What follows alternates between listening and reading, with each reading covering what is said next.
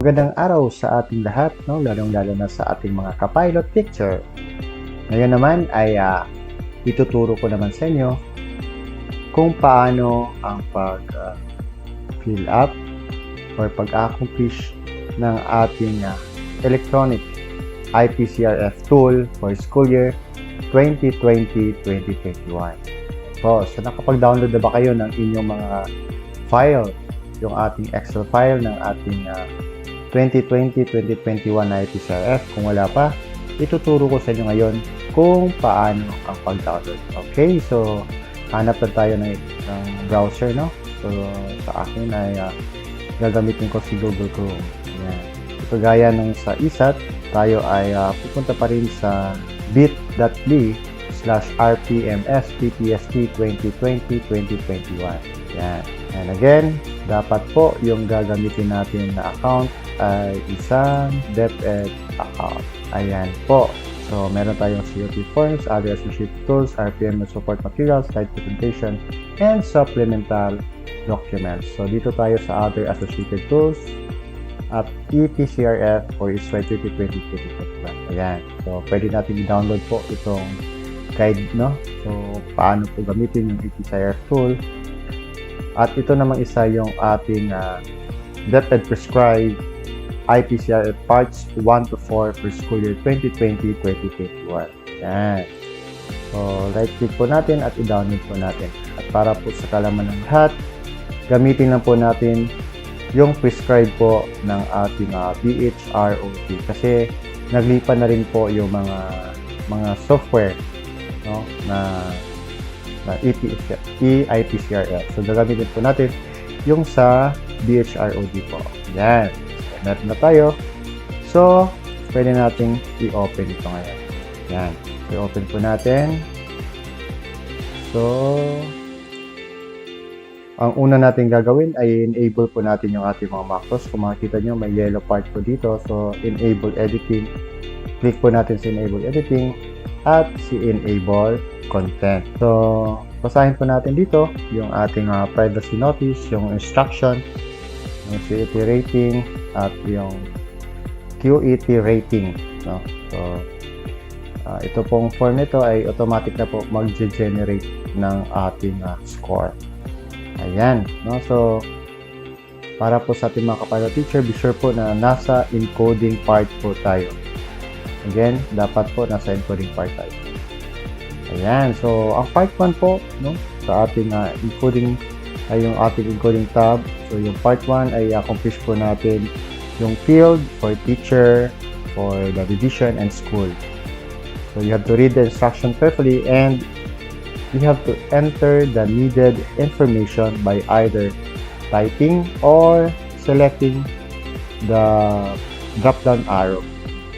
Kasi meron dyan. Halimbawa, itong name of employee, of course, ito ay itatype natin. Yung age naman ay meron drop-down. So, gamitin po natin. So, kung itatype niya, i-type po natin. At kung drop-down naman, meron drop-down menu or drop-down arrow, ay kailangan po natin gamitin yung drop-down arrow. So, simulan na natin. Halimbawa lang po ito, ha. So, halimbawa. So, dapat naka-caps lock po. Jose T.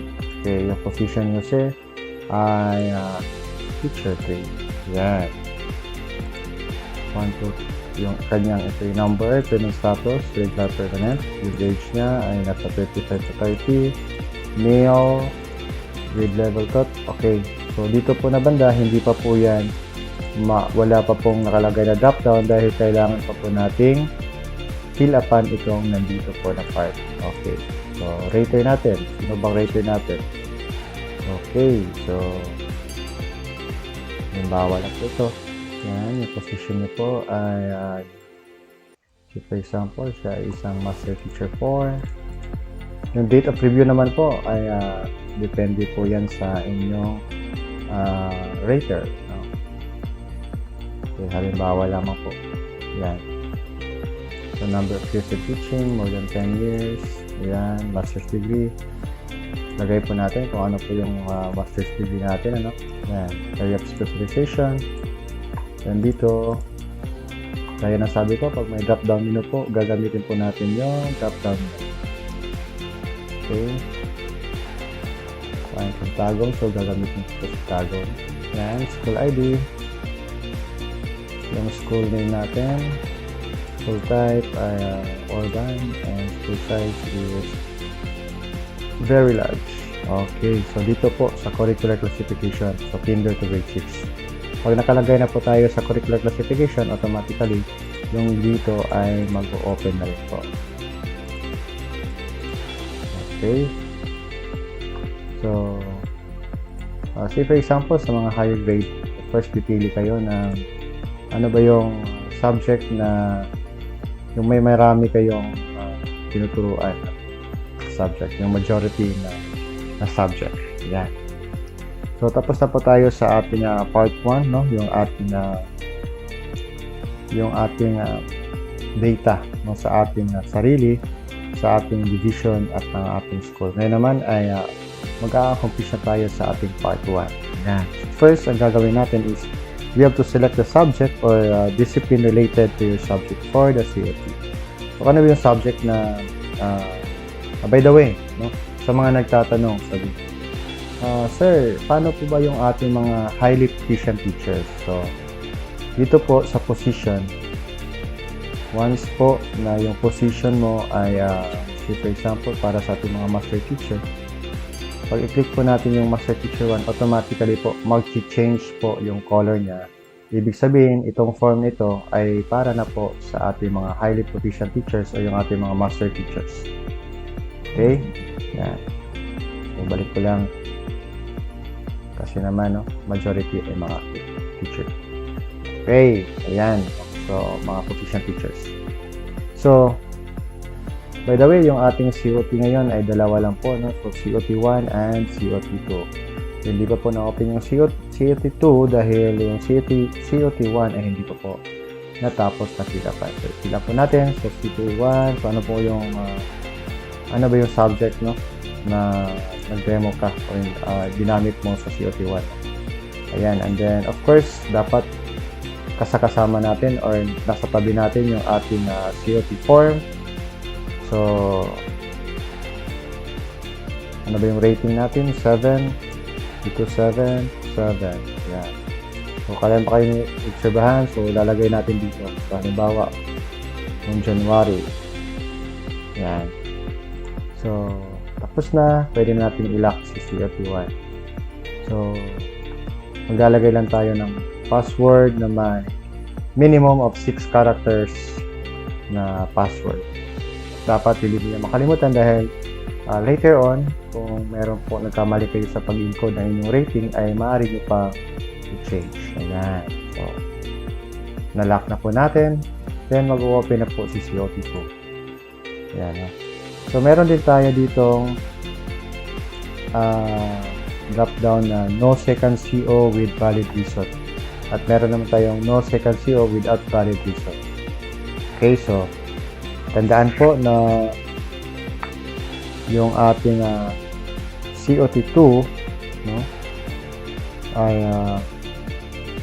in case na yung ratee has a valid reason for submitting only one COT rating sheet, the final rating shall be the COT1 rating. So, COT1 rating po yung gagamitin natin. While, kapag naman po yung ating COT2, yung wala tayong valid reason, it shall be within the discretion of the rater to allow or disallow the submission of a COT2 depending on whether the reason for non-submission is valid or not.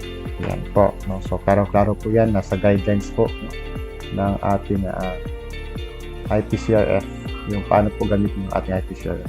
Ayan. So, clarification lang po. No? Pag wala po kayong valid reason for non-submission, the default COT2 is 3 po. Ayan. So, automatic yan. 3 po kayo, which is yan po yung pinaka-lowest. Ayan. So, pagpapatuloy po natin. So, halimbawa lang, no? Ayan. So, meron tayo. So, yung date na naman, say for example, sa April ka naman nag-observe. So, lock natin. So, same password. Click. Ayan po. So, wala na tayong COT3 at saka COT4. Ayan. So, tayo po ay magpapatuloy sa ating mga COT. So, encode all other IPCL numerical ratings for Q, E, and T.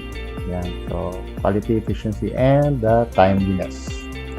So, dito po may mga blanco. So, we have to lalagay po natin. So, for example, ito po ay naka 5 rating scale na po. Ano? So, say 4. 4 lang po kayo dyan. And of course, ito po ay based po doon sa mga MOVs na sinubmit po natin. Yan. So, pagkatapos po, ay input natin yung ating name at position ng ating approving authority. So, it would be the principal for the teachers, and for the master teachers, yun po yung ating mga PSDS, EPS, ESDS, or ating schools division superintendent. Okay. So, all caps lock po, dapat last name po nakalagay, no? So, say for example, position niya, naka-drop down po. So, yan. So, pwede na po natin i-finalize yung ating part 1. So, click po natin yung finalize part 1. Then, lalagay po natin yung ating password, and then, click lang po natin yung go, and okay. Nakalagay po your data has been saved. Click po natin yung okay. Ayan po. So, pwede na natin let's proceed now to the part 2 in the encoding tab. So, ito po. So, basahin po natin at i-click lang po natin ito. Ayan po, ano. So, kayo po ang mag-rate, no, para po sa inyong sarili. And after po, finalize po natin yung part 2 ng ating encoding form. So, click po natin yung go. And automatically, nasisave na po yung ating data. Ayan po. So, tapos na po tayo sa ating part 1 at saka part 2 ng ating IPC, Electronic IPCRF. So, tingnan na po natin ngayon yung ating resulta ng ating mga ginawa po, no? So, baka po kasi may mga discrepancy. So, tingnan natin. Ayan po, no? Tingnan natin yung ating pangalan. Tama po ba? Yung ating rating po dito, tama po ba? Baka kasi may kulang pa. Tingnan natin, no? Yung ating overall accomplishment, no? Yung rating natin for overall. By the way, ito po ay nakalock po ito. Hindi nyo po yan ma-edit. Ayan, no? So, magkaroon po siya ng error dahil ito po ay nakalock po. So, hindi nyo po yan hindi nyo po basta-basta i-edit po ang edit. No? Ayan. Yung part 2 naman, tingnan natin. Ayan. Ayan. So, saka yung part 3. Ayan. So, ito yung part 3 po. Ito po yung ating summary sheet para po mas madali natin tingnan yung ating mga score. Ayan po. Now, kung tapos na po tayong mag-review sa part 1, part 2, and part 3 ng ating IPCRF, dito naman tayo sa part 4. I-update natin ngayon yung ating developmental plans. Ayan po. So, meron po tayong functional competencies at core behavioral competencies. So, pipili lang po tayo doon kung saan po yung sa tingin niyo ay kailangan po ng development needs. No? So, pila po tayo dito. Ano ba yung strength natin? At ano ba yung kailangan? So, lagay natin yung strength dito. At yung kailangan natin i-improve dito naman sa development needs. At ano yung learning objectives natin, ano bang intervention, yung timeline, at resources needed. At pag natapos na natin yan, pwede na po natin i-finalize yung part 4 na.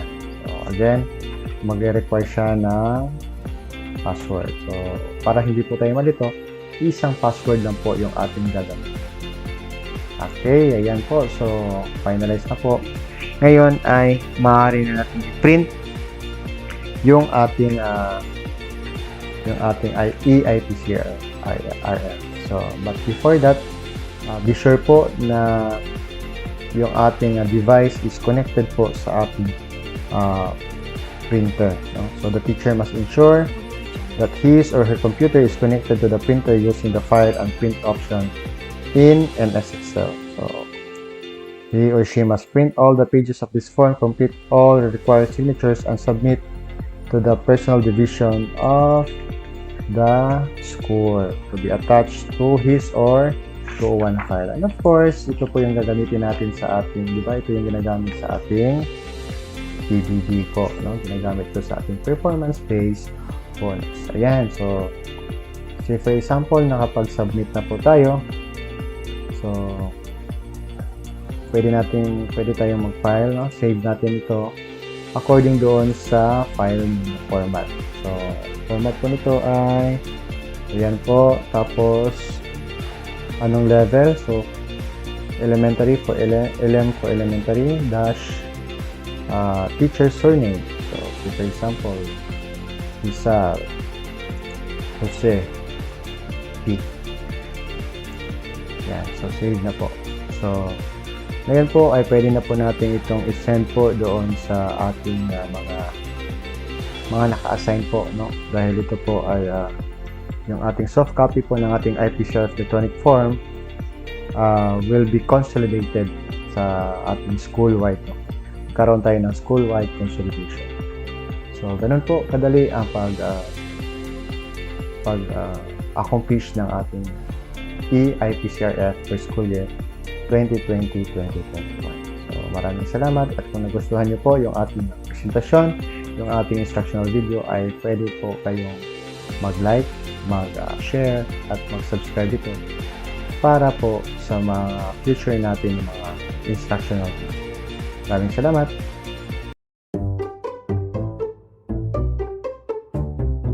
Like, share, and subscribe. Thank you.